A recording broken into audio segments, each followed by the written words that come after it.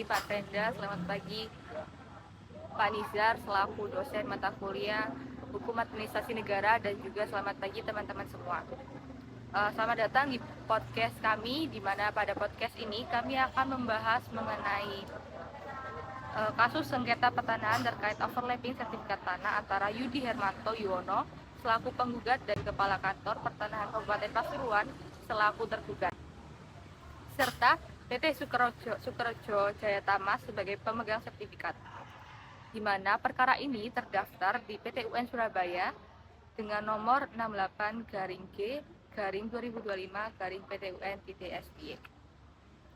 Sebelum membahas mengenai kasus ini lebih dalam, izinkan saya memperkenalkan diri terlebih dahulu. Perkenalkan, saya Fiona Puri Tempulon dengan NIM terakhir 242, dan saya juga ditemani oleh dua narasumber teman saya, yaitu saya Fazrul Syarija dengan akronim 252. Saya Alfian Pratistananto dengan akronim 244. Baik, mereka adalah dua narasumber yang akan memberikan penjelasan terkait aspek kronologi pertimbangan hakim dan lain-lainnya pada kasus ini. Baik, kita langsung aja masuk ke topik kita hari ini, yaitu membahas kasus sengketa pertanahan terkait overlapping sertifikat tanah antara Yudi Hermanto Yuwono selaku penggugat dan Kepala Kantor Pertanahan Kabupaten Pasuruan selaku tergugat, serta PT Sukrojo Jayatama sebagai pemegang sertifikat.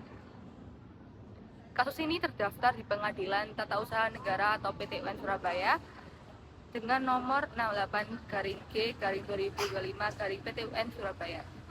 Penggugat dalam perkara ini adalah Yudi Hermanto Yuwono, sedangkan pihak yang digugat adalah Kepala Kantor Pertanahan Kabupaten Pasuruan. Jenis perkara ini termasuk sengketa tata usaha negara di bidang pertanahan, yaitu perkara yang muncul karena adanya keputusan pejabat pemerintah yang berkaitan dengan hak atas tanah. Perkara ini diduga berhubungan dengan permasalahan tumpang tindih sertifikat tanah atau overlapping, yang dimana artinya ada dua atau lebih sertifikat yang terbit atas bidang tanah yang sama. Menurut penggugat, keputusan Kepala Kantor Pertanahan Pasuruan dalam menerbitkan sertifikat baru dianggap merugikan haknya karena tanah tersebut sudah pernah memiliki atas hak atau sertifikat sebelumnya. Oleh karena itu, penggugat menggugat ke PT UN agar keputusan tersebut dinyatakan batal atau tidak sah. Sebelumnya, apakah Mas Alfian dan Mas Wasul pernah mendengar terkait kasus tersebut? Kalau dari saya sendiri, saya pernah mendengar karena saya sendiri termasuk warga Pasuruan, jadi saya pernah mendengar kasus tersebut. Kalau dari saya kayak kasus itu udah gak asing gitu, pernah dengar juga sih. Oke, jadi semuanya pada tahu ya. Nah, sebelum kita masuk lebih dalam terkait pembahasan kasus tersebut, boleh dong sebenarnya apa sih yang terjadi sampai kasus ini tuh dibawa ke PT UN? Jadi kasus ini tuh berawal dari klaim penggugat bahwa objek tanah sengketa merupakan harta warisan keluarga yang secara historis itu dimiliki oleh Bapak Muhsin Subroto.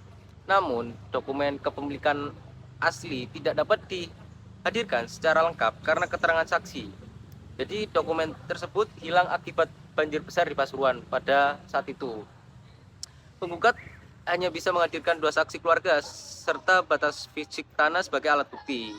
Kalau menurut keterangan saksi kedua mengatakan saksi diajak bapaknya ke notaris untuk menjualkan tanah ke Setio Yuwono dengan nomor SHM 31. Kemudian ditawarkan kepada Bapak Yuwono apakah mau atau tidak tanah tersebut, dan Bapak tersebut mengiyakan lalu membawa surat fotokopi dokumen. Sementara itu, pihak PT Sukrojo Jayatama sebagai tergugat kedua mengintervensi telah memiliki sertifikat hak guna bangunan atau HGB nomor 6 di Desa Lemah Bang seluas 16.350 meter persegi yang diterbitkan pada tanggal 25 Januari 1997 oleh Kantor Pertanahan Kabupaten Pasuruan, sehingga secara administratif tergugat memiliki posisi hukum yang lebih kuat seperti itu. Oke, jadi kasus ini tuh membahas mengenai ketidakjelasan sertifikat tanah ya? Ya. Seperti itu. Kalau boleh tahu, Bisa dijelaskan nggak kenapa terjadinya overlapping di kasus ini? Jadi kasus ini itu muncul gara ada dugaan tumpang tindih tanah. Beberapa saksi itu bilang kalau wilayah M31 itu berdampingan langsung dengan M39. Kemudian ya adalah yang namanya missing link, kayak ada potongan cerita soal riwayat tanah yang hilang atau yang nggak lengkap. Ditambah lagi ada dugaan cacat sertifikat di hak guna bangunan HGB, dan transaksi yang dulu dilakukan itu kayak kurang transparan. Masalahnya, gugatan ini tuh baru diajukan lebih dari 30 tahun yang lalu, setelah peralihan hak terjadi. Buat majelis hakim, ini udah terlalu lama. Jadi bikin ragu sama klaim kepemilikan keluarga penggugat dan dianggap nggak sesuai.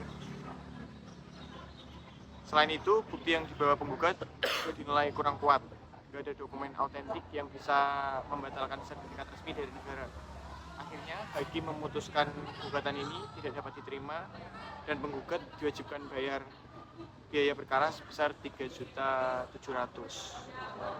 Berarti kasus ini sebenarnya sudah lama, cuman bahan buat ngasih jawab apa kayak buktinya itu belum kuat ya? Iya.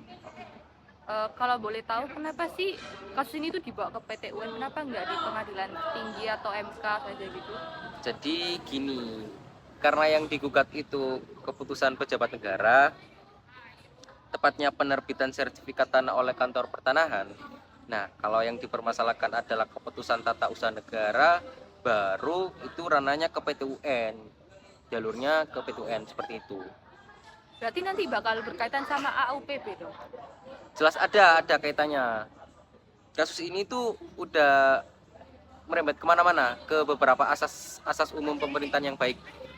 Kalau yang pertama itu ada asas kecermatan, kemudian ada asas kepastian hukum, sampai asas profesionalitas.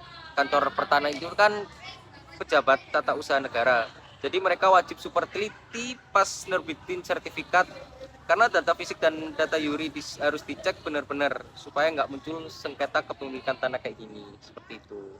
Betul, dari kasus ini kita juga belajar kalau transparansi itu sangat penting. Pelayanan administratif ke masyarakat harus jelas, terbuka, dan gampang diakses. Karena sertifikat yang diterbitkan oleh negara itu punya kekuatan hukum yang paling tinggi dalam sengketa tanah, kecuali kalau ada bukti autentik yang bisa ngeyakinin hakim buat menyatakan yang sebaliknya, seperti itu. Jadi kasus ini bukan sekedar terkait sertifikat tanah atau overlapping aja ya, tapi bagaimana negara menjalankan administrasinya dengan baik dan transparan. Iya, benar sekali. Kesimpulan yang bisa kami dapat atau bagian yang bisa kami dapat dari kasus tersebut yaitu kasus antara Yudi Hermanto Yuwono melawan Kepala Kantor Pertanahan Kabupaten Pasuruan ini berhubungan dengan masalah tumpang tindih tanah atau overlapping. Yudi Hermanto merasa dirugikan karena tanah yang ia anggap miliknya ternyata juga diterbitkan sertifikat untuk pihak lain oleh kantor pertanahan. Karena itu, ia menggugat Kepala Kantor Pertanahan ke Pengadilan PT UN Surabaya dengan harapan agar keputusan penerbitan sertifikat tersebut dibatalkan atau dinyatakan tidak sah. Secara hukum, perkara ini termasuk dalam sengketa administrasi pemerintahan di bidang pertanahan karena menyangkut keputusan pejabat negara. Dalam hal ini, Kepala Kantor Pertanahan Hakim nantinya akan menilai apakah penerbitan sertifikat baru itu sudah dilakukan sesuai prosedur atau tidak. Dan aturan hukum yang berlaku justru ada kesalahan atau menyebabkan tanah menjadi tumpang tindih. Oke. Baik, terima kasih kepada dua narasumber kita dan pada pagi hari ini. Terima kasih juga kepada teman-teman yang sudah menyaksikan podcast ini dari awal hingga akhir.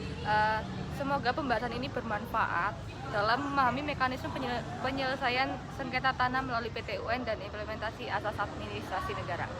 Sekian dari kami. Wassalamualaikum warahmatullahi wabarakatuh.